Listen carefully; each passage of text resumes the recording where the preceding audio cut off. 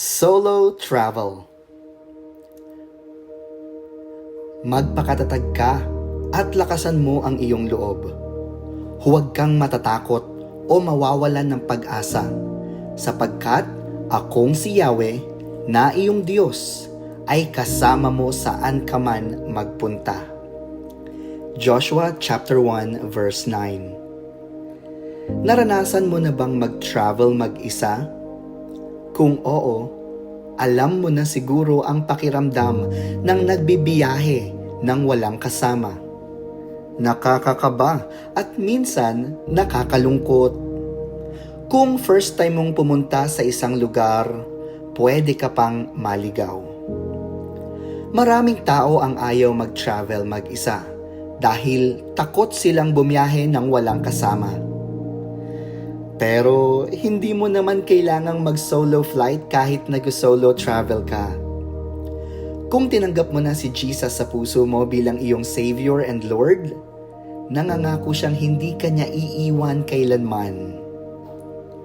At hindi mo lang siya kasama in spirit, ha?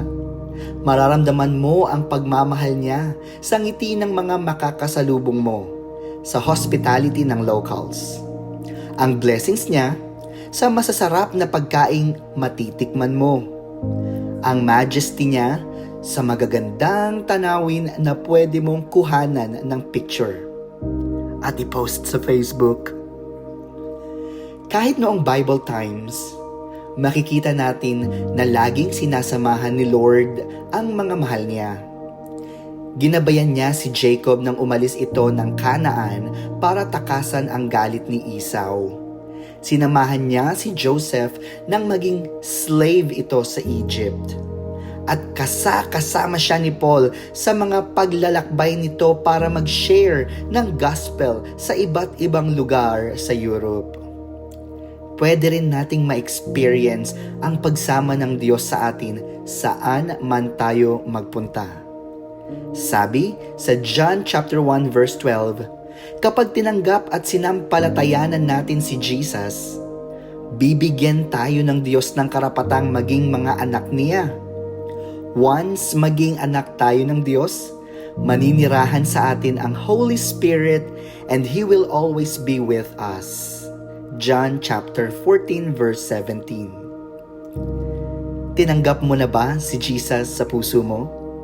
Kung hindi pa, now is the perfect chance para gawin ito. Sabi sa Pahayag chapter 3 verse 20, nakatayo ako at kumakatok sa pintuan. Kung diringgin ninuman ang aking tinig at bubuksan ang pinto, papasok ako sa kanyang tahanan at kakain kaming magkasalo.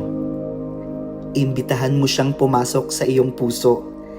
Hindi mo na kailangang mag-solo flight kasi makakasama mo na siya palagi kahit nag-solo travel ka pa. Let us pray. Jesus, kailangan ko kayo sa buhay ko. Tinatanggap ko kayo bilang tagapagligtas ko at Panginoon. Salamat na hindi ako nag-iisa kahit wala akong ibang kasama dahil lagi kayong nariyan. Salamat po, ito ang aking panalangin sa pangalan ni Jesus. Amen.